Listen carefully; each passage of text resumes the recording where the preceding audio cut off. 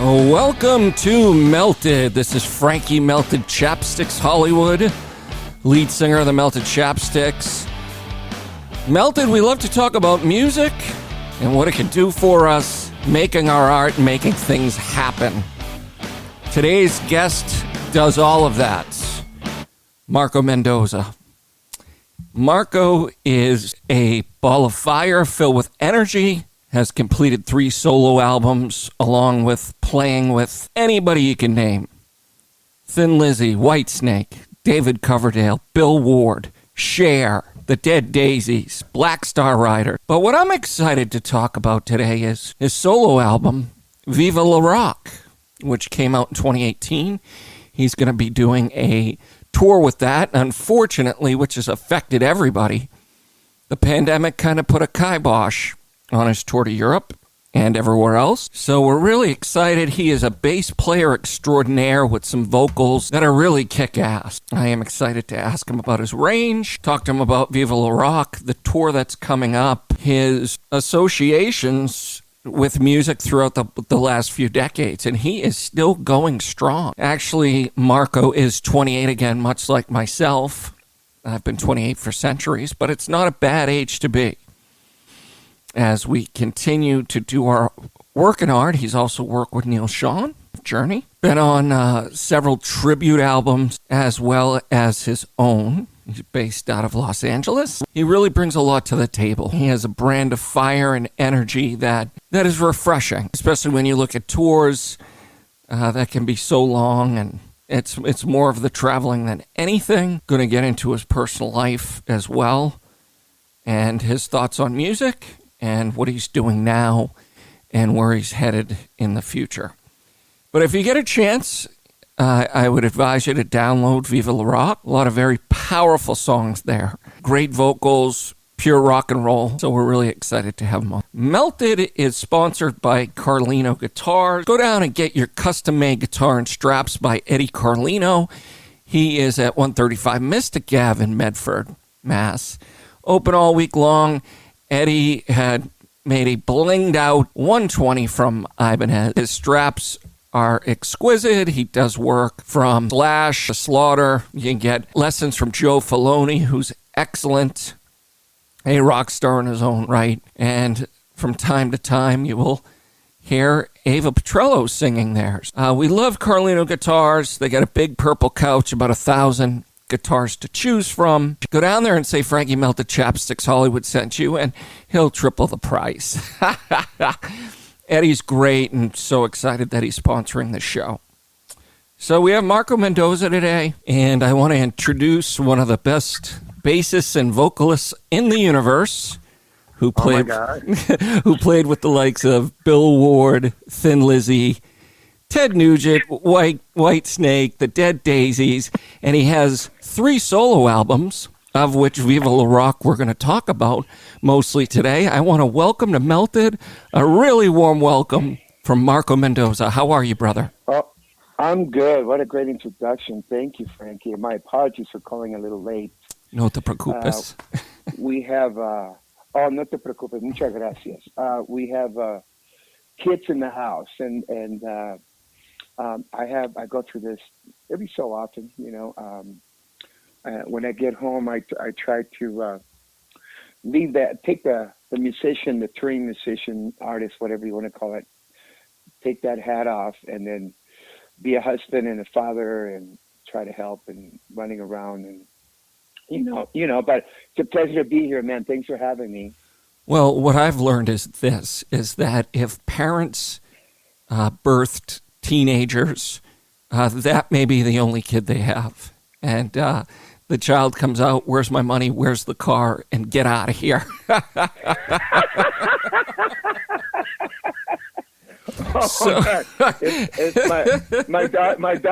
My daughter's going to be 18 if she gets to hear this.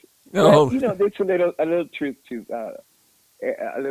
that, but it's just what it is. It's the environment they grow up in, and I mean, it gives me a lot of pleasure to take care of them, and sometimes I spoil them, and which gets me a little bit in trouble with my wife, with their mom, you know, because at being a touring musician, You get to go out and leave, 2 months at a time, 6 weeks, la la la. Sometimes the most recently has been like 3 months. And then you come home and she's taken all this time to kind of get them in a schedule that makes sense for her. And there's a lot of work involved. And, discipline and a lot of structure involved. And then I come in and I undo it all. Well, that's what a great father / my uncle did to us growing up. So I don't blame you. Yeah, totally. I mean, that's the best you got that thing. Cool uncle, huh? Yeah, very much so. And it's kind of like, with I have 5 beautiful nieces and nephews, 3 beautiful sisters. And, my mom, the best thing about being the grandmother or the uncle, you can give them the sugar packets and then you can leave. Yes, there you go. Yeah, you spoil them, we pack them up with sugar, and then thank you, and they're having a blast, and they're like calling you the next time. So, can you please make an effort not to, right, not to pack them up with sugar? But it's how can you not, But, no, it's all love, really, and that's what you are. And your son has a Grammy, correct? My son's got 3 Grammys. Right. Marco Renteria, he ended up with his stepdad's last name. It's a long story. Well, but, what I'm saying is going back to a story that you had, and I'm going to get back to your solo album because I don't know why you haven't been a lead singer the whole time, and we'll get to that in a second. But thank you, Frankie. I've always had, let me just say this for the record, I've always had a project on the side, no matter what I was doing with the bigger projects, with the high-profile bands, and I've been very lucky, and my journey has been, I've been so blessed, man, and the journey has been just full of highlights and way beyond my expectations, to be honest. So, but I've always had, even when I started playing music, I always had a project that I could kind of like call my own, somewhere where I could just develop as a singer, as a bass player. The songwriting came much, much later, which I don't regret because I've had a great career, but I wish I would have paid a little more attention to that earlier. And now I'm having a blast. But I've always had a project where I could sing what I wanted to sing, how I wanted to sing it, and express myself vocally, which is another side of who you are as a person, spiritually, emotionally, psychologically, and also as a bass player. So I've always had that on the side. Even, during my stint with Whitesnake, I had this trio that was like a Latin jazz funk trio that was getting a lot of attention, and we traveled. We did a lot of jazz festivals, and very cool. So I appreciate that. Thank you so much. I've always been doing some kind of lead singing somewhere. And it brings me to, I always try to recommend and suggest to up-and-coming musicians, guitar players, bass players, whatever, to really try to hone in on the vocal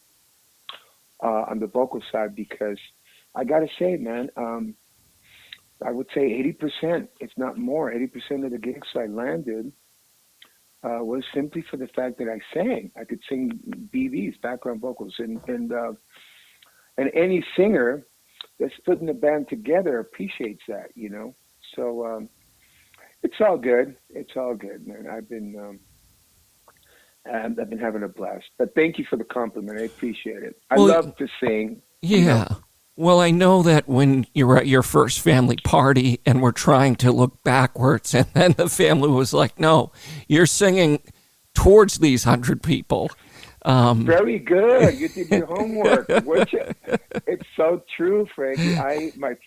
It was in Mexico, for your listeners. I grew up in Mexico, in Tijuana, actually. And I had a cousin that was, I want to say 2-3 years older than me. And in Mexico, we celebrate the 15 euros, like the Sweet 16. It's that quinceañera, yeah. And it's a big deal in Latin American families, in the Hispanic culture, and very religious, Catholic, all that. So, so we got a family gathering, and my dad kind of told my uncle and my aunt and uncle, Marco, and he's got a band, he's going to be the entertainment. I'm like, whoa, wait, we're not ready. But I think in all honesty, I think we had three, maybe four songs, and that's all we played. We repeated, repeated Right, right. It's for a called a couple hours, remix. man. The same three, four songs, and uh, uh, we didn't have a set list, but it was so funny. But it was great. But you're right. I had it was very, it was very. I had big time stage fright, big time. And it was my first official gig, and I was facing inwards. My brother was a drummer, so I would look at him. He was older, so he was a little more together, more developed, more sure of himself, and he was playing. He was a great drummer, and I would look at him. And then the bass player and the guitar player, lead guitar player and the bass player were brothers as well. So I would put my focus on my brother. And my brother would just smile, go, "Yeah, you're doing great. You're doing great. Keep going, keep going." And then my dad would come up in the middle of the song and turn me around. And then between songs, I'd be shaking. He'd come up and say, "Don't worry, it sounds great. You look amazing. Everybody's enjoying the band. Just smile. If you make a mistake, Oh, keep yes. smiling. That's something. Don't stop playing. Right. Don't stop playing. Keep smiling." Well, that's what the fathers of the Bee Gees told them. Yeah. The dad said, Exactly. you get on stage and you smile and you exude that. And Ringo Starr had bad stage fright as well until he hit the drum, the first hit. So a lot of that, I think, and we're going to get a little bit into other things that, make you comfortable on stage, but that aren't good for you in the long run. Yes. But I really think it's a great message to let people know that you can be free and creative, whether it's in front of your family or 100,000 people you don't know. Your art is good. It's the self-esteem. You're worthwhile. And it's just good stuff to know and share with other musicians. Yeah, absolutely. But you know how it is when you're beginning or anything in life. When you're a beginner, you have to go through those stages, where you build your self confidence and you start getting a pat on the back and you start recording and listening to yourself and go, well, that's not too bad. It's not as bad as I thought in my mind. Right. Sometimes, don't get me wrong. Sometimes it was really bad. But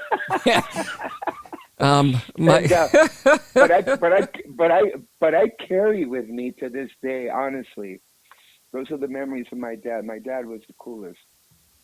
The memories that I carry with me to this day in my career, because no matter how developed you are as a musician, how good you think you are, or whatever. Yeah, for whatever the reason, when you get into a new project, you rehearse, and then it's showtime, inevitably something's going to go wrong for the first 3 or 4 shows, I would say. Right. On the big stage, whether it be monitor technical reasons, or you can't hear the other side of the stage, or somebody else is making a mistake, which makes you make a mistake, or you're the one making a mistake, and it just you have these subtle train wrecks, on stage. But I think our job is to understand that, okay, that just happened. Let's move on. Boom. Well, and go ahead. Well, it's something that you said which really is touching, and everyone should hear it, is the fact that no matter, you look at people or how you perceive Led Zeppelin or all these huge groups, Jimi Hendrix, who seemed like a great guy, that music, you think you know it all, and then music will turn to you and say, there's more to learn. My friend Rick Walker plays in a band, and he said, Frankie, it's like going down a hallway. You open a door, you work and work and work, then you open the next door. Here's some modes for you. Then you walk down the hallway. It's a journey. It is, and that's why music, that's why I'm so still attracted to it, and I'm always looking forward to the next project and the next recording and the next songwriting session, because you're right. It's like an onion, man. You start peeling these layers, and you always find new and creative ways of playing, of recording. I mean, it's ever changing, constantly moving ad infinitum. You never get to the place where you say, okay, I've done it all, because you never do. So as long as we have a saying in a 12-step program, always remain teachable, and Yes. and then life will be grand, and I choose to believe that, I choose to stay like that. Teach me something. There's always uh, something to learn. When I first got sober, back in '87, second time, September 20th, 87, I came to LA with just really focused and really determined to get back in the industry in a good way, because up until that point, I had made a mess of my name, of my reputation, because of drug addiction, alcoholism, all of the above. And I landed myself some pretty intense gigs, man. I mean, where there was a lot of reading involved, a lot of notes, a lot of licks, a lot of heavy playing, long charts, long songs, some of the jazzers, and I managed to get through that, and it was such a learning experience. So that's when I realized how intense music can be. If you prepare for it and you allow yourself to go there, it's a beautiful thing. Always learning, always moving forward, always.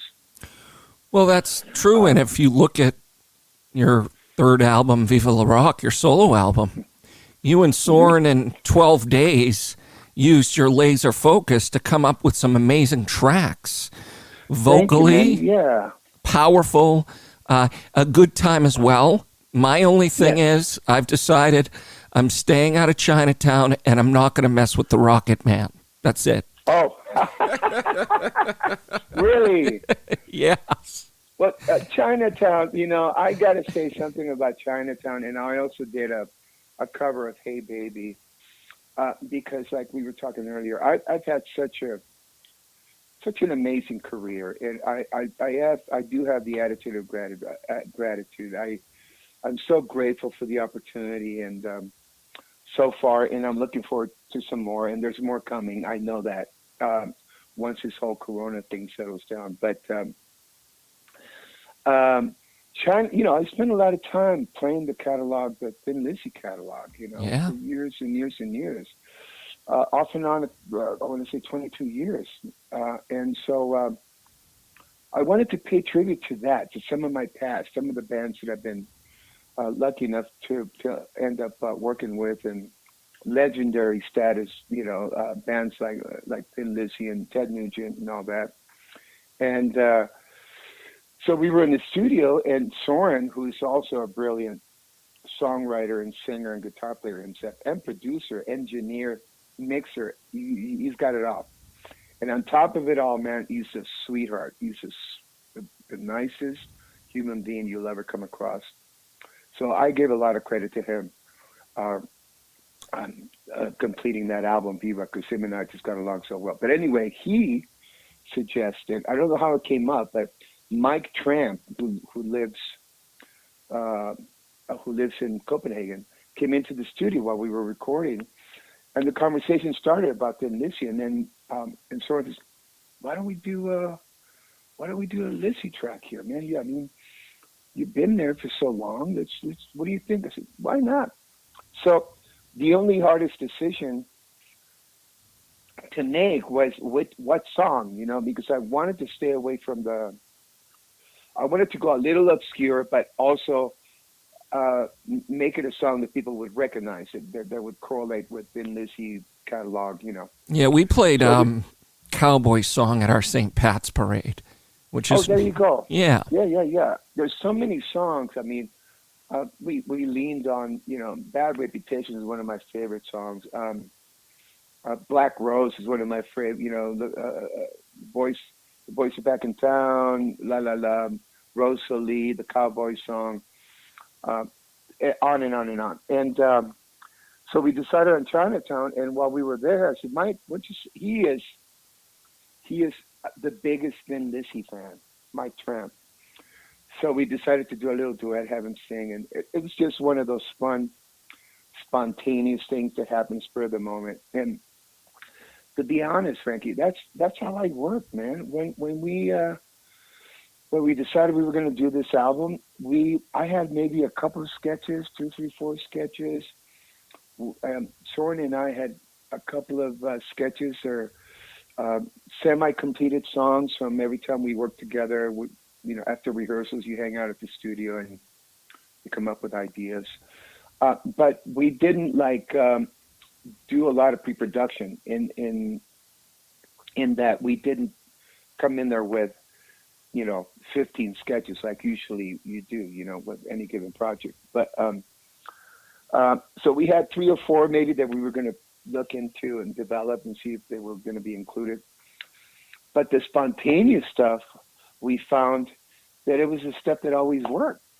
And so once we did the Lizzy thing, I said, man, I got to pay tribute to Ted Nugent, man. I spent a lot of time with that cat, and I have the utmost respect for him as a legendary guitar player, as a human being, as a father, husband, man. And he's one of those cats that's out there to make a difference. And I love to be around people like that, regardless of what other people think and how, his delivery information, how he delivers info could bother a few people, but he's true. He's the truth, man. He talks it like he sees it, and he has no problem of sharing it with you. So I respect that a lot.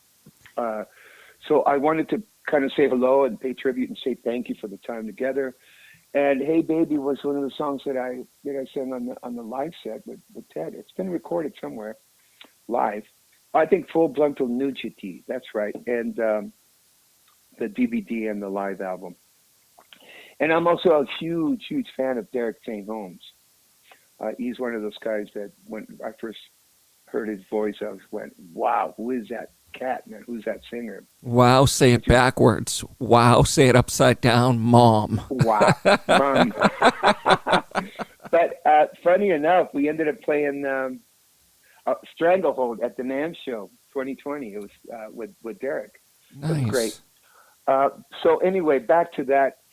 I found that being spontaneous with Soren was the best thing. That's where we got the real, honest, the honesty in the music that were coming, however simple or whatever. We got together, and I had this phrase in my head for a few years where, being Latino, hablamos español aquí. Every time I would say hello to my friends, or I would say goodbye at the end of the tour, I said, "Viva La Rock, guys." Yeah. Don't believe what the naysayers are saying. Rock is dead, rock and roll is dead. La la la. Viva La Rock. Keep the spirit, keep it going, keep believing. And so I had an idea. I'm going, I would love to coin that phrase into a song, And I'm not kidding you, man. Once came up with a riff, plugged the bass in, come up with a riff. Soren jumped on right away, and I don't know, 30 minutes, the song was done. It was like, it's a very simple song, but the message is good. And, it's powerful. It changes. Yeah. You talking a little bit during it. It's very uplifting is what we need. And again, yes, absolutely. People are going to, you talk about the naysayers, no matter what, they're going to be out there. You don't listen to the noise. You keep doing your positive message. I love, how you talk about your life and you're honest about it. Absolutely. And Viva La Rock is an anthem. Thank you, man. Thank you. Yeah, we hit it off, and we sent it at the end of that day, the work day. I think we did that. We kind of did all the rhythm tracks. The lyrics were done. I think we wouldn't even do scratch vocals. It was like 1, 2, 3 passes, and it was done. Some background vocals, and the only thing that might have been overdone was the guitar solos, because we always leave the guitar solos for later. But we sent it to the label, and they freaked out. they were the ones that decided this is the shit. Thank you so much. This has got to be the title of the album. They just ran with it, Nice. and I trusted them, and so yeah, man, I'm proud of that album, you know. But as far as the naysayers, I was going to say just to talk a little bit about that is every time I hear this, and I say this with all the love and respect to my peers, the guys that have been here before us, that have been putting, you know, in the trenches, and they built amazing and mind-blowing careers and all that. I won't name any names, it doesn't matter. But I think every time they come to that conclusion, it's based on financial gain. You know what I'm saying? And in my opinion, to be a musician, man, to be an artist, any kind of art form, it's a passion driven. It's not about the real true artists that are hanging out, that'll be around for a long time, are the artists that hold on to that passion, and they're driven by that passion to keep moving forward. There's a lot of folks that jump on, you know, jump on board to gain celebrity and fame and fortune and financial gain, all that stuff. And has it changed? Absolutely, it's changed. I've seen a change in my career, you know. We're doing sometimes 10 times the amount of work to achieve what we used to achieve, marketing, promotion, and financially, you know, the financial gain. But you know, I'm going to be the ultimate optimist. I feel very lucky, very blessed, and fortunate to be playing music this long, you know, and I'm still doing it. It's a trip. It blows my mind, you know. And the fact that people are calling me from all over the planet, inviting me to come play here and come play there, and the fans are waiting for the next album, which hopefully will be completed sometime this year and released. Just that's enough for me. Don't get me wrong. I live very comfortably. I've raised 3 families. I appreciate the material fortune, you know, the financial fortunes that we can get in the music business and all that. But when all's been said and done, I would still be going, and I still am going, you know, forward. So I think you'll agree with me, Frankie. When you hear people talk about the business, they talk about how different it is these days compared to, you know, 20 years ago, when the labels used to front you $500K, you know, to start your album or more. Yeah, a little bit out of control, you know. A little bit of the touring was a huge piece. Again, Yeah. something that helps us between 12 steps and stoicism. I can't control people, places, or things. I can control how I react to them. And what you're talking about is another type of riches. Shine on, you crazy diamond. Figuratively, okay? Spiritual, yeah. Spiritual, because the bottom line is, I'll tell you this much. If we put a line, King Tut, Marco Mendoza, Frankie Hollywood, you and King Tut, they may be shipping your stuff around to different museums. The bottom line is the energy that you give out, you receive 1,000-fold. And I've seen you on stage in front of hundreds of thousands of people, festivals, having a good time. Been sober. I think you beat my uncle by a year. He's been sober that long. I've done 10 myself. 33 years. Yes. Last September, yeah. Yeah. And so you understand it, thankfully. And power of example, where, you know, I see you talking with Richard Fortas about vitamins and eating on the road. Oh, yeah. And how we are influenced by the light and darkness. So absolutely, what you do is, let's hang around some more light. It makes sense. So with the phrase Viva La Rock, I have different things that come in my head. I write them down because you don't know one day when you're thinking and you're looking back through, I just put like word and song, that you come up with something and you have a really cool cat like Soren, and boom, it's done. Some stuff takes longer. You did it in 12 days for the reasons that you have, but it's all magic, and it's really good. As far as when you look at Sue Is on the Run or these different songs, can you tell me about, how they came about? Are these just kind of like, Viva La Rock always stuck with you? Where did the other songs come up kind of lyrically that affected you? Lyrically, let's just say one that sticks out right now because we're trying to get it out there. It's a little on the dark side, but I believe art comes in both forms. The light side, the dark side, and artistically, if we can separate them both and keep them different compartments, and we can still be creative about it. I was in Copenhagen, I would say 12 days, like we said, and halfway through, like the first week, I woke up and I got to have the TV on. I'm one of those guys in hotel rooms because I've been in hotel rooms for my whole life. Right. And I like to know what's going on the other side of the planet in the U.S. I was in Denmark, and I was going to start a 2.5, 3-month tour right after. So the usual, I check in at home, I talk to my kids, my wife, have a beautiful day. Here we go. I turned CNN, and they were talking about this.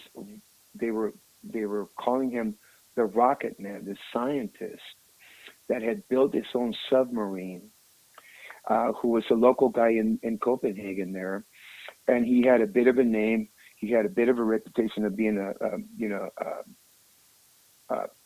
man's man. He was dating all kinds. He was single, so he was dating all kinds of women. Bit of a playboy. A play cat, yeah, playboy.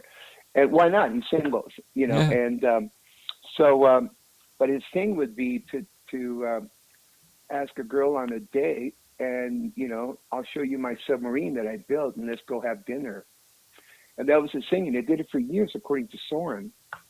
And I found out about this story later. All I would see is the news. They're talking about this cat, the Rocket Man. And I changed it to BBC. The same thing.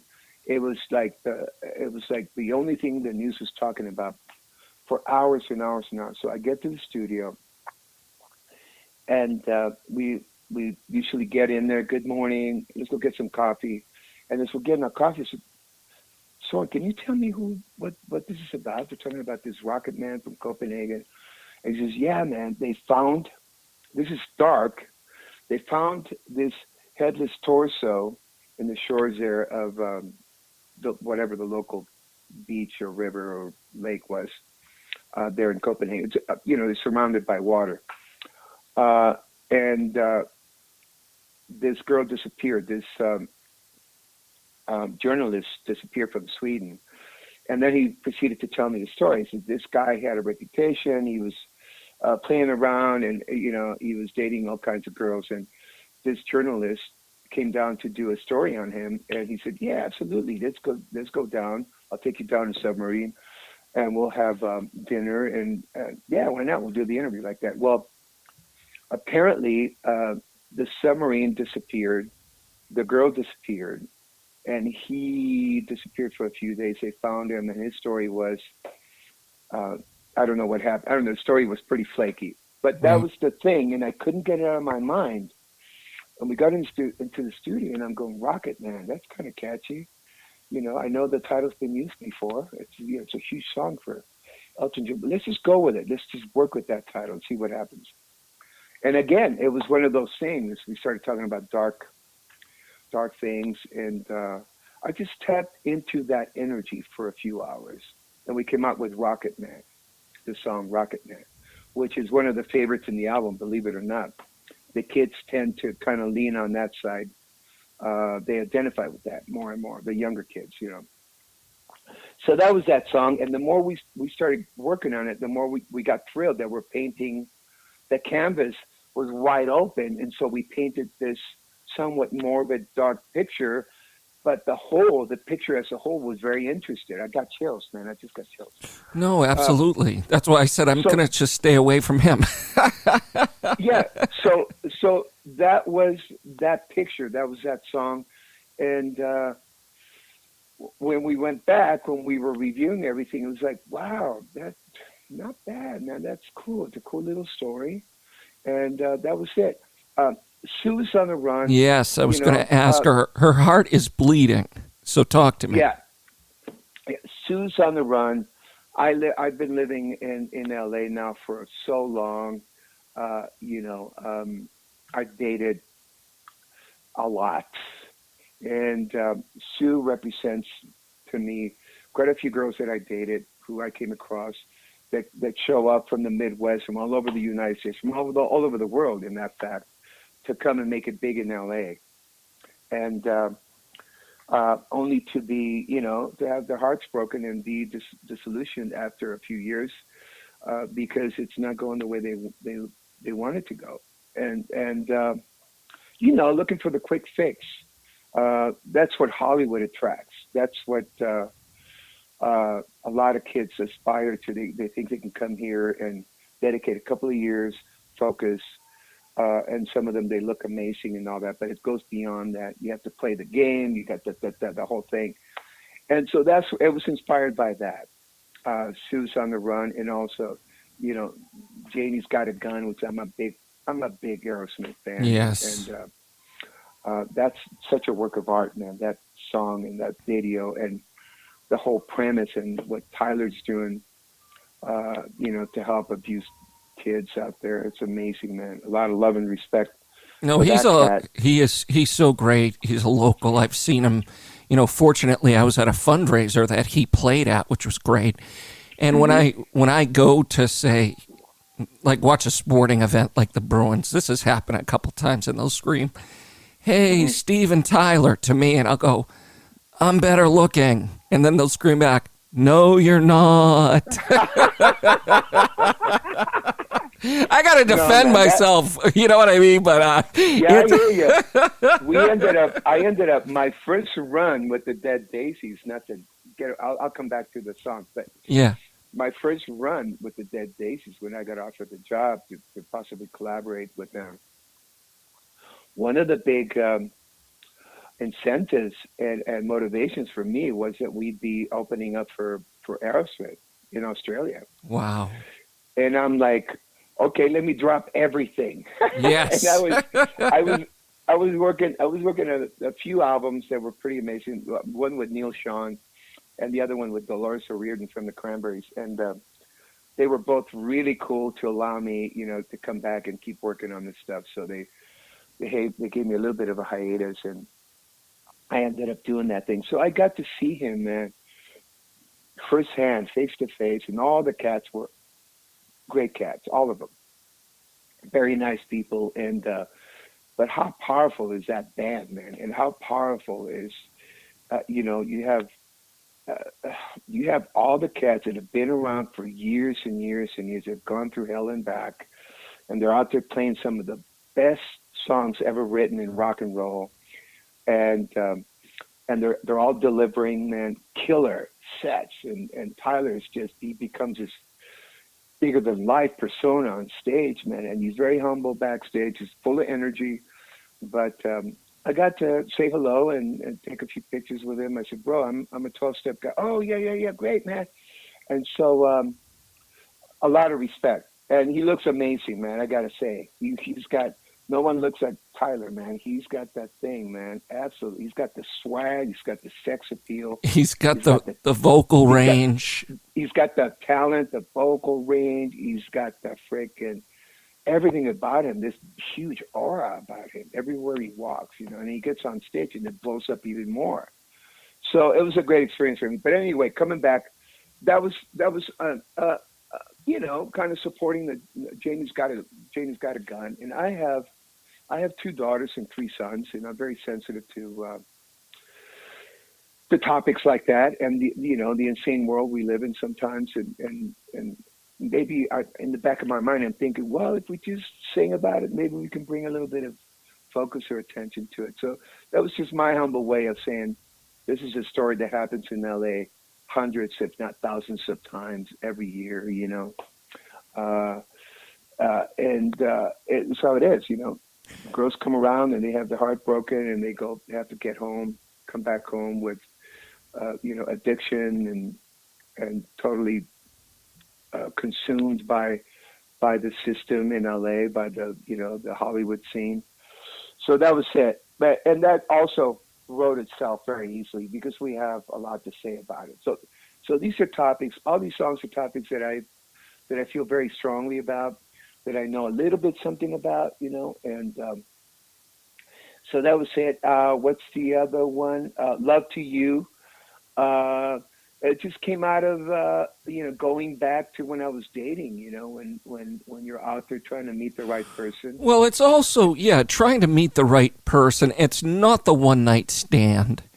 Yeah. You're just really looking to connect. I mean, a lot of times it's these hit and runs, but no, I mean, I think there's something to... Well, in our environment, and I think you'll agree with me, in our environment, you know, traveling musicians, that happens so much. Oh, yes. You know, it's when I got sober, I came to that resolution is that up until that point, this is in my late 20s, mid 20s, I had lived so much in the wrong way that I came to that awakening that was the, you know, part of me making mistakes, you know, and living the wrong way. But you're right, absolutely right. I mean to interrupt you, bro. No, yeah, so that was just, you know, the initial eye contact, the flirtatious thing, and, you know, I just want to get with you. I just want to get to know you a little more, which this is something we all identify with, you know, in the earlier part of life. I mean, I'm lucky enough. I met my wife when I met her, and still, man, we're coming up on 20 years by the grace of God, man. And she puts up with my crap, and I got to say, and my lifestyle and all that, but she's amazing, you know.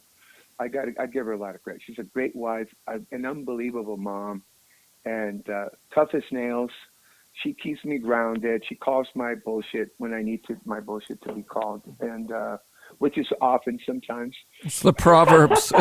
You know, once in a while. We're not just once in a while. It's the Proverbs 31 woman that you're looking for, which you found, and that's yes. Absolutely. And are you married, Frankie? The thing is I am not.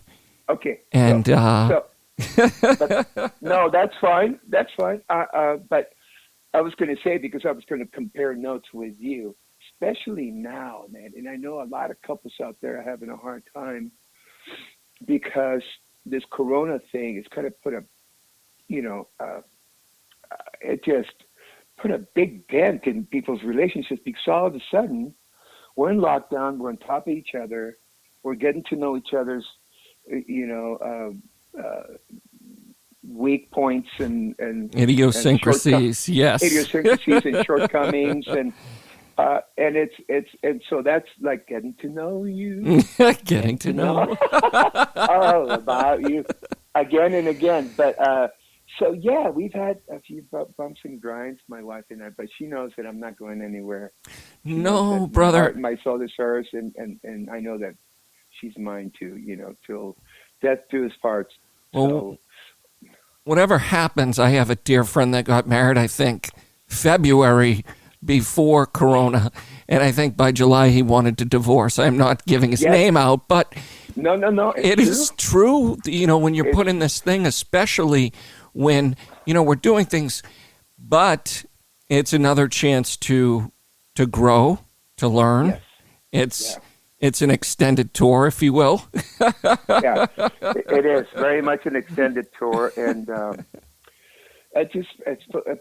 it puts a lot of stress in any relationship, even my relationship with my kids, with my daughter who's 17, and my son, you know, because all of a sudden I'm here 24/7. You know what I mean? Right. And so there's a lot of advantages to it. We've gotten closer than ever, but you know, as teenagers would be, man, they need their own space. You know, I don't want to interfere in their journey, so right. I got to be careful about that and boundaries and all that. What we need to do as parents is just support their hopes and dreams, and surround them with good info, and allow them to make their own mistakes at their own pace. Hopefully, when they're still living with you, so you can help them out, when they get stuck. But so yeah, back to the songs. So we just started rolling, man. It was really amazing how fast it was, to the point where we had. I was gonna ask you about "Let It Flow." Let It Flow. Let It Flow and Leah were the last two songs. Yes. Thank you for reminding me. No, and Let It Flow, I really enjoyed about, shining inside your soul, step on solid ground, listen to your heart. Because Alan Watts from the 60s, he said, follow your dreams and the money will follow. And we get so much into this system, whatever system it is, capitalism, all these systems, it's the humans that kind of mess it up. But a lot of people are pre-programmed, kindergarten to 12, where they strip away your creativity, and you're kind of looked at like, oh, you have long hair? Oh, you're playing music? I love your style, by the way, bro. Next time we do this, when you're on the road, we're going to do a video chat so we can compare Moroccan oil hair, glasses, chains. You look great. And again, I need help with my hair, man. I need help with my hair. Moroccan oil. I know. I've seen pictures out there when the first month you're looking okay, you're looking decent, and then the second month you're starting to look a little fried because lack of real sleep and real nutrition and lack of exercise, la la la. And then by the third month, you're like, bring me home. I'm fried. And the hair is like pointing every which way. I don't know what to do. I had a girlfriend, because we were watching one of your NAMM interviews, and she's like, what sort of hairspray do you think he uses? His hair is going this way and then that way. So I just was like, I know I use Moroccan oil. He looks great. I was like, is it hairspray? I tell you, I got to the point, I used to wear long hair. I'm talking waist long, like we all did. We all went through that period. And this year I started getting on the road, the harder it was to keep it looking decent, man. It's a full-time job on the road, And then you can't get the right products, and if you're lucky enough, you have a hairdresser at home that kind of takes care of you. Every 2-3 months you go to them. They have your hair. Do the ends. Then you get on the road, and that's not there. So you're on your own, my puppy. You're on your own, trying to find the best products you can. And hi, honey, I'm doing an interview because say hello. Hi. Hey, how are ya? This is Frankie. And anyway, I'll be with you in a minute, honey. Okay, Frankie. So back to you, bro. So you're on your own, and the lack of when you go certain countries, you don't know what you're getting, what you're buying. If you don't have an interpreter with you, let alone cost of gym memberships and trying to get this stuff done. It's like... Yeah. And so the first thing that happens is your hair starts frying. And I made the mistake of start coloring my hair a long time ago. I lived with a hairdresser, and she started experimenting with things.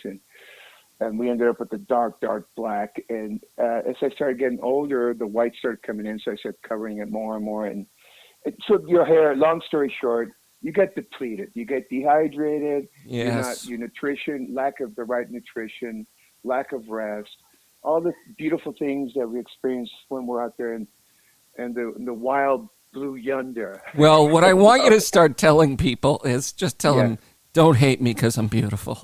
Oh, yeah. Remember that commercial, I man. do. I don't want to give away. Oh, my God. Well, I want to get to this quick portion. Or only my hairdresser knows for sure. I'll take 7 bottles, please. That's hilarious. No, I love it. So I'm going to give you some names. And I'm going to tie this back to Sue is on the run. Broken heart is bleeding. Come on, Sue. I'm going to give you some names. Yes. Brian Jones, Jimi Hendrix, Janis Joplin, Jim Morrison, Kurt Cobain, Robert Johnson. And when you think of Sue is on the run, L.A., my dad would take me to Vegas. And he said, don't be deceived by the lights. They will take all your money. Now you are 28 forever, just like myself, because you beat the 27 club. Yeah. And you had a bottom in Vegas. And you've turned it around. Good, man. You did your homework, brother. Wow, I'm impressed. Yeah, I just I'm flattered. Yeah, Flattered no, and absolutely, impressed. because, it's just about, learning, and it's a message that we're sending out to everybody. Vegas, Yes. you get around your story, everybody's doing these things, but tell me, at the bottom, what finally turned it around for you to say, hey, I'm going to join the 28 Club forever, a day at a time? Yeah.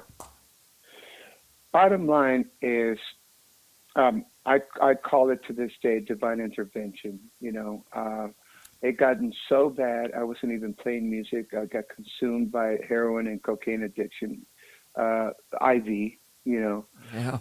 And I had lost. I was hopeless and helpless and lost in this dark frickin' hole. Bottomless dark hole. And I got caught up in that whirlpool, man, that to nowhere. Let's just say that I was doing anything and everything to get my next fix, so that I could survive another day. I was just pretty much surviving, existing. The only thing that was lacking is I didn't have the courage to. Now I understand why. Now that I'm here. But back then, I didn't have the courage to do myself and call it a day. There was a few attempts, but there were more. Now that I understand psychologically, spiritually, more than anything, I was screaming out for help. That was my way of saying, "Somebody, can you see what I'm going through?" Nobody could, because I couldn't open up.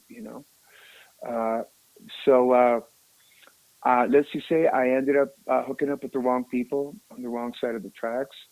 We ended up doing some funny and pretty heavy things, and I got busted. I got thrown in jail. I won't get specific about what. You don't have because to. I'm not. Yeah, I'm not that person anymore. Yeah. I mean, if we were talking about sobriety and all that, I would. But I've done it before.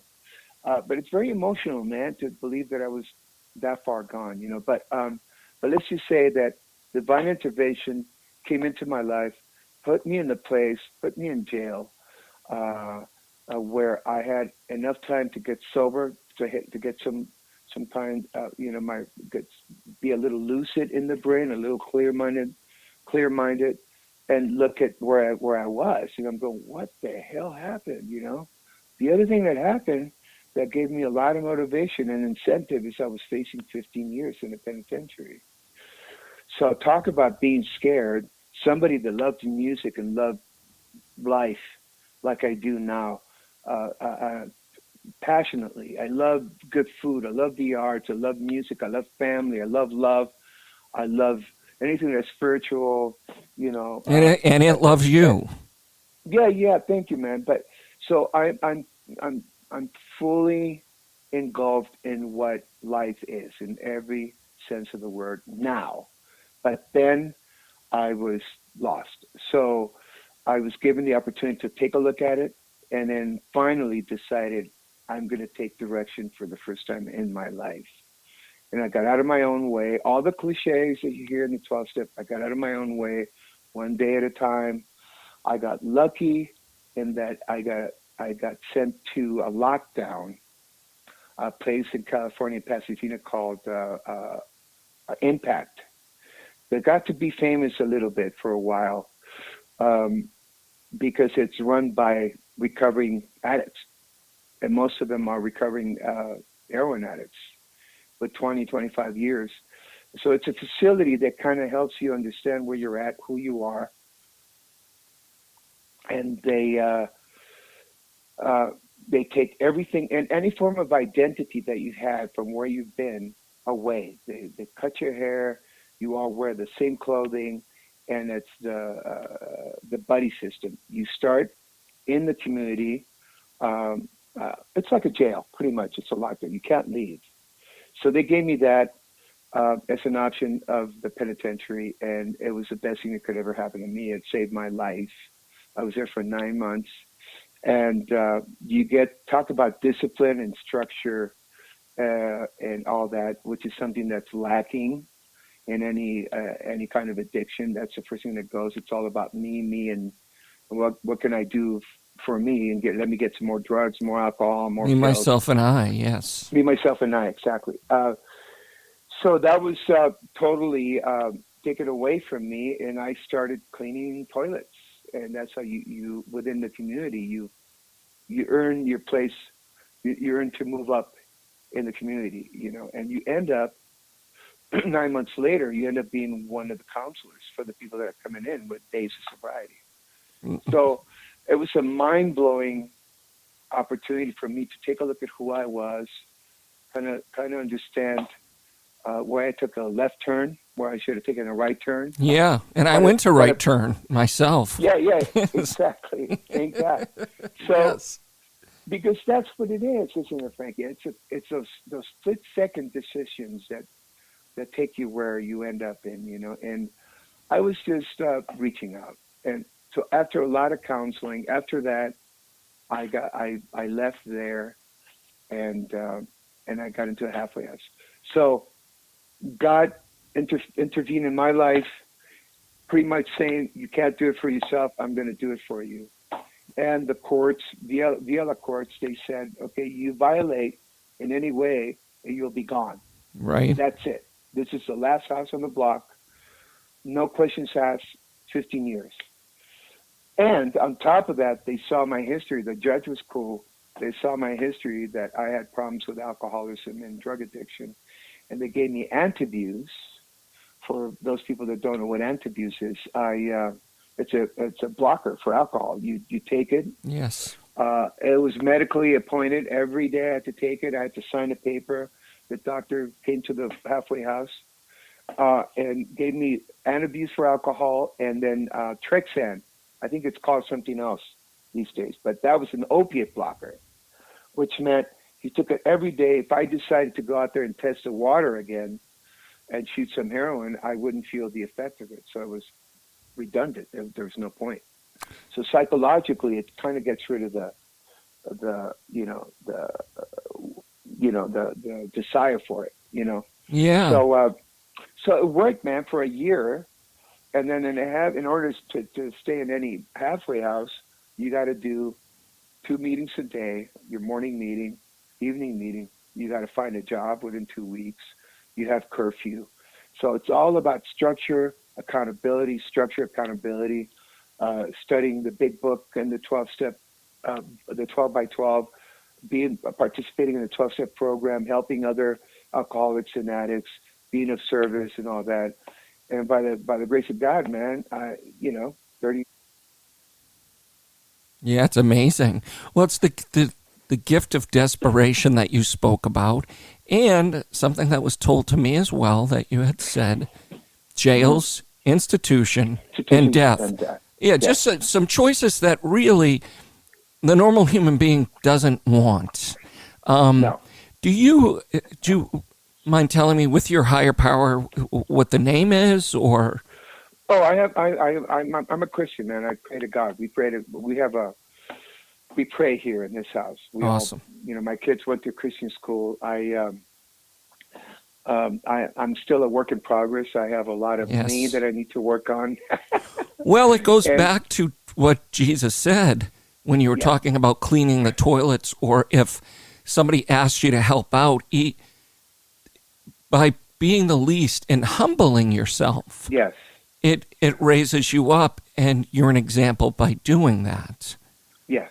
Yeah. And so we pray here you know, before we have a meal, I want to make sure I never forget, you know, where that meal came from.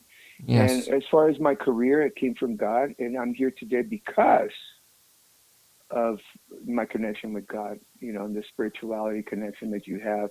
And I use the higher power and the spiritual thing based on a 12-step program, because there's people out there that don't believe in God per se. No. But they have a higher power, and they want to identify with those people. You know, it's like great. they said at the beginning. Yes. Yeah, like they said in the beginning, you know, the meetings can be your higher power.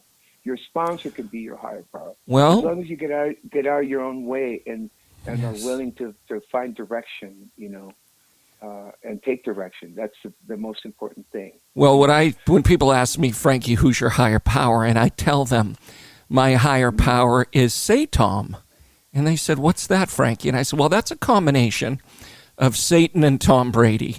So I like to have the darkness and the very light, okay, to keep me on the balanced path. Oh, man, I got to talk to my niece. My niece is such a huge fan of Brady's, man. They're such big fans of Brady that they named their dog Brady. Oh, my God. That's funny. I gotta steal that one from you. You got it, brother. There's no royalty fee here, brother. Aren't they both the same person? Well, to other cities they are. We're sorry about that. I know. How amazing, man. There you go, man.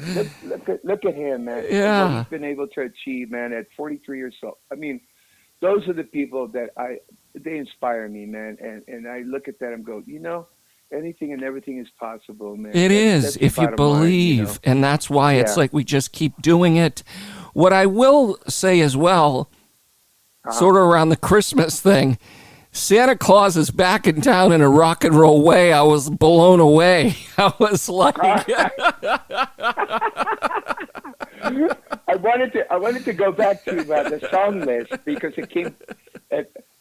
I've done, since that album, that was done September of 18. Yeah. Wait a minute. No, September of 17, and it got released February of 18. And I did, I don't know, 40, 50 dates behind the album, because I was juggling between that album and the one we did with the Dead Daisies that came out in April. So that was my main focus. So I had very little time to pay attention to. Back in 17, it was done.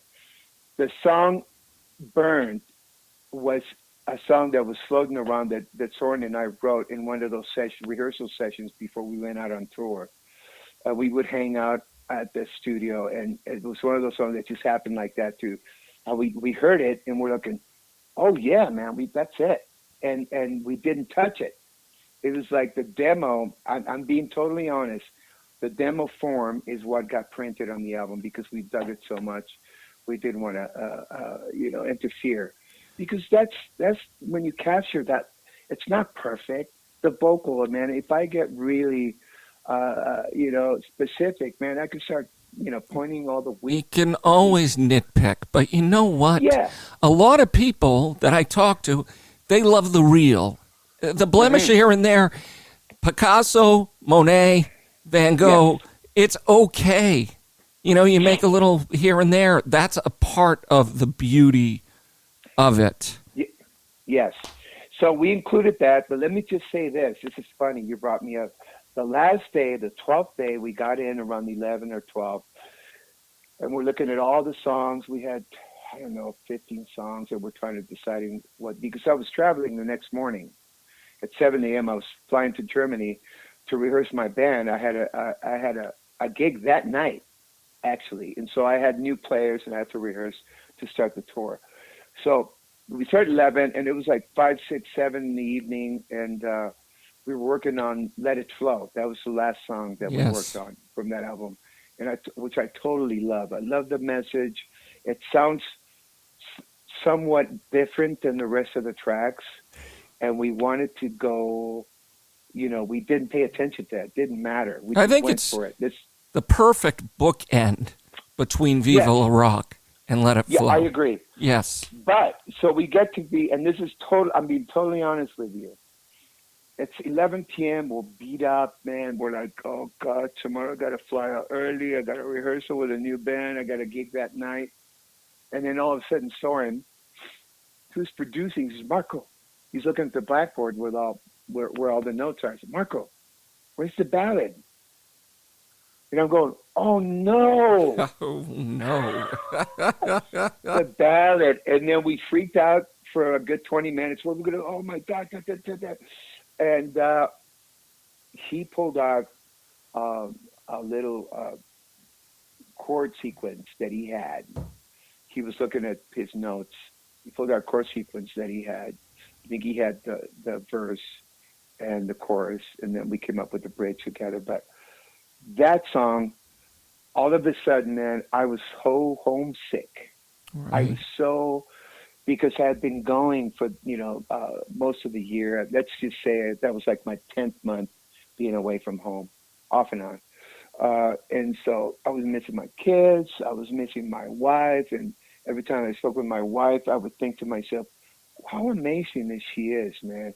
How amazing is she? She's at home, working her 9-to-5 gig, taking care of both the kids, taking care of the bills, our dog, running the house, taking care of the whole thing. And she never complains, ever. Every so often she said, well, I'm a little tired, but it's cool.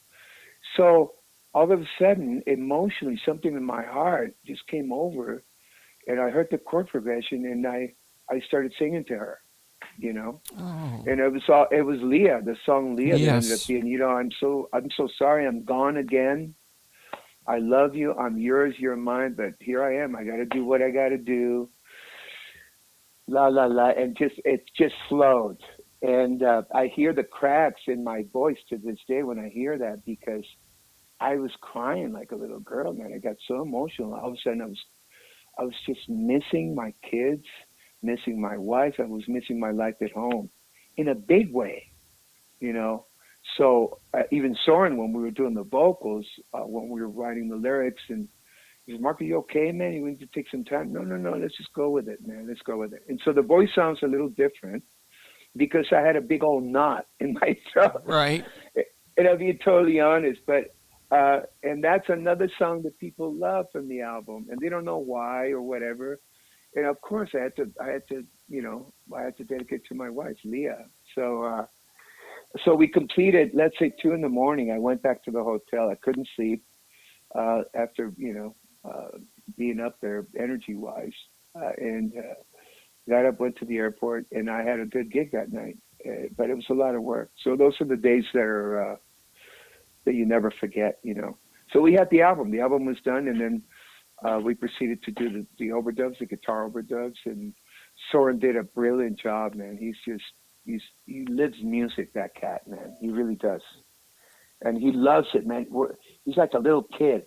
I get together with him, and I feel like I'm a teenager, playing for the first time, and I'm like, recording, and he's got all the gear. He's a gear nut as well. So it's just cool, man. Very cool. Him and I hit it off.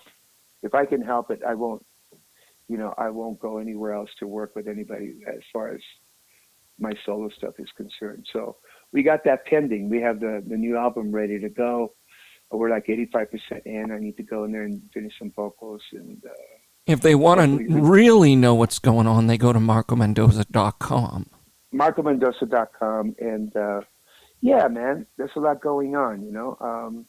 Obviously, we're all pausing here for hopefully not much longer, and but I'm excited to come out there. I think what you're going to see, and you'll agree, for all of us, that are working musicians, we're going to go out there replenished and with a little more fire in our walk. I know I'm ready, man. I can't wait, No, and it's... So I've got some... go ahead. And it's real perspective for you. I can't control a global pandemic, but in the meantime, we're going to work hard. But when we get back out there, what is your vocal range, by the way? Do you know? Because it kept going and going and going, and then it went some more. And I'm like, and... Oh! To be honest, man, can I be totally honest? Yeah. I don't know. I have days where it's not. I have days where I wake up and I'm talking down here.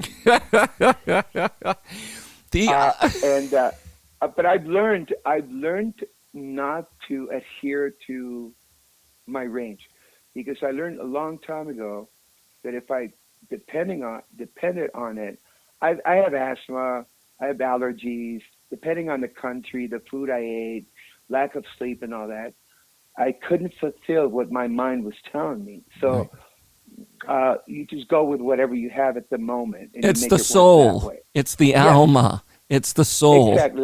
Exactamente. Yep. Well put, man. That's the one.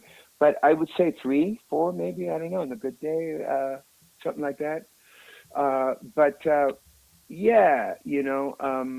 I think it's also quite an accomplishment when I think of you and Geddy Lee from Rush, even singing and playing the bass. It's amazing. Yeah. I often get asked that question, and how do you do it? How do you work into that? And to be honest, it worked by default, because back when I was starting to play, I played guitar, rhythm guitar, and it was relatively easy for me to play rhythm guitar and sing. And I played a little bit of leads here and there, but nothing extraordinary or difficult. But then you get into the bass play and you know, counterpoints and you counter melodies and rhythm wise and all that. You're playing across the bar, you're singing across the bar, and your bass is on the 2 and 4 or whatever. It's weird, man. Yeah, it's something that I had a desire to do it. It was challenging, and I dedicated a lot of time without thinking really what I was doing. You know what I'm saying? No, right. And Paul McCartney is in good stead with you and Paul McCartney. So it's I'm a big fan of him. Oh, I love him. I'm just saying, when he was in his band, he ended up playing the bass. You know, it's awesome. He's my first album ever, the first album I ever had was Abbey Road. Yep. And my brother and I would spend hours, you know, playing air guitar and air bass and singing or mimicking, you know. So I think the first steps of bass playing, or that first picture, came from that, you know, how he would move around the harmony, you know, on the bass, counter melodies to the vocal, which is very cool, the rhythms and all that. But Geddy Lee, man, he's a monster. He's mind blowing. He's a trip. I got to see him. There were some folks behind me at the Boston Garden, and they were like, "Oh, this is my 1,000th show. I've been to 5,000 shows. What about you, Frankie?" I said, "This is my 10,000th first show." But he was, I mean, it blew me away. They always have. But to see the longevity, and for you to be able to sing and play the bass, I mean, it's a real skill. But I like how you said you didn't think too much about it. You just did it. But it's not easy. I'm telling you that. Well, I think, honestly, if I broke it down, and I have from time to time, only because people want to know what goes through the process, I think I owe it to a lot. Growing up in Mexico, as you well know, you grow up surrounded by polyrhythms. You grow up surrounded by music, Afro-Cuban rhythms, you know, Brazilian music. I was a big fan of Brazilian music. My father played big band music. Glenn Miller, he's a clarinet player. He was. My mom was into pop music and Broadway, you know, so we had, at any given moment, we had Cabaret and the King and I and South Pacific and The Wizard of Oz and playing, man, on vinyl. So I had, as far as listening to music, my vocabulary was really wide, you know. But the rhythm, the bass playing and all that, like as you well know, in salsa, there's no bass drum. You're pretty much a bass drum, so you kind of learn how to pay attention to the rhythm. I love salsa and merengue. Yeah.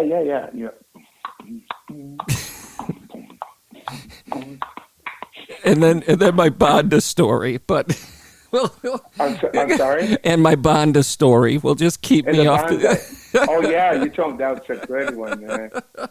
But so you grow up with all this stuff that you're listening to, and then all of a sudden you turned on to rock and roll, the Beatles, the first album, and it just opened Pandora's box. And you apply all that stuff that subconsciously you were absorbing as a kid, and then you start letting yourself come out. And I think that was a big factor, man. It helped me a lot. And when I came to LA, when I got sober, I pretty much played everything, to be honest.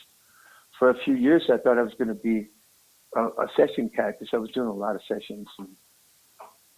I was playing salsa and merengue and ska and reggae and pop and rock and roll and progressive stuff and fusion stuff. And I was surrounded by it. So, and then the singing was just on top. I recommend, I tell everybody, listen, find a favorite song. I started singing to CCR, Creedence Clearwater Revival. That's when the first songs I started singing. And pretty challenging tone-wise. I could never achieve that tone, but I could sing pretty decent, the songs. And if you think about it, they're pretty basic, right? 3 chords, rhythms, it was easy. I could pay attention to the vocal. Then I got into bass playing, and the band that I was playing with was a big fan of Grand Funk Railroad. So now became the challenge. So now I'm playing bass parts, and having to sing Mark Farner stuff. And that was a challenge, but I pulled it off. I mean, I did a lot of work, but I never thought about it. I never thought about what I needed to do. Back in those days, we didn't have it. I didn't have a bass teacher. I didn't have a vocal teacher. I didn't have somebody that was an expert in the field. You just put the record on and you drop the needle and you do it time after time after time after time until it starts clicking, right? Yes, you put the work in and good things happen, which is a testimony to the lineage up to now on your third solo album. More to come, and so exciting. All right, so just tell me a little bit about Eddie Carlino sponsors Melted, and he's done a great rhinestone guitar for me. Tell me about what he's done for you. Well, he built this Strat, man. That was pretty cool. It's somewhere in my locker somewhere, but I remember getting it, and I was blown away at the quality, and I ran with it for a few years, as you can imagine. We can't wait to dust these things off and get back out there. I was going to say, exactly. You go out at the beginning of any tour or anything like that. My session tools are different than my touring guitars, So you go out there, when you have your touring, you have it stashed, you have a locker, and you go in there and you pick your best. So definitely, I was really impressed with the quality of stuff that he makes, and I'm looking forward to maybe hooking up with some more stuff from him. So we'll see. We'll talk to him, Absolutely. But I always like to represent. I tell myself, and I tell everybody, if you're a carpenter, you want to surround yourself with the best tools possible out there so you can do the best job. And the same thing as a musician, as a guitar player, bass guitar player, you want to surround yourself with the best tools you can have, and Strats is a big part. A comfortable Strat, something that you can depend on, that can hang with you, and it looks amazing, is very important. So, hopefully we'll get some more. We'll have a talk. Yeah, absolutely. So, Marco, do you want to, MarcoMendoza.com, that's where everybody can go, correct? Is there anywhere else, Instagram, Twitter, or is... it's the same thing, Marco Mendoza, it's all there. If you go to Facebook, I think all the links are there. Wonderful. And also on my website. And if you're interested in the album, all the links are there as well. Viva La Rock. And Live for Tomorrow, which is a Frontiers release, and then Casa Mendoza, which is Mascot. And more stuff to come, man. I'm so looking forward. I'm excited. I can't wait to crack the door open. Right? Oh, yeah. We're going to knock it right down, and Mi Casa is to Casa Mendoza, and we just keep making it happen. And that's what you've been doing. You are a light, you are a message, and I'm very grateful for everybody that you're open and that you're doing great things and many more tours to come. And you just keep it going. Thank you so much for your time, Marco. Thank you much, Frankie. Let's catch up soon before we leave. That maybe in 2-3 months. Yeah, and absolutely, like I said, the next interview has to be by video so we can compare the hair, the glasses. You look so good. You're a rock star. I got some killer wigs, man. Oh, and I just want to leave you with this: con mucho, mucho, mucho amor. Muchas gracias, Francisco. Have a great day, brother. Hasta luego. God bless and see y'all. Bye-bye. Bye. Bye. Well, that was Marco Mendoza, whose lineage in music is very long, played with so many people. The list goes on and on and on. And what's great is that he is doing his solo albums as well as, playing in sessions, and he is first on the list to grab, if something's going on. Very talented vocally, melodically. You have to check out his solo albums as well as what he's up to. So I just want to thank everybody for listening. Another episode of Melted. We want to thank you, Marco Mendoza. We want to thank Eddie Carlino. We are just so blessed to keep making our art and making things happen. And you make it happen because you're light and love. Thank you very much.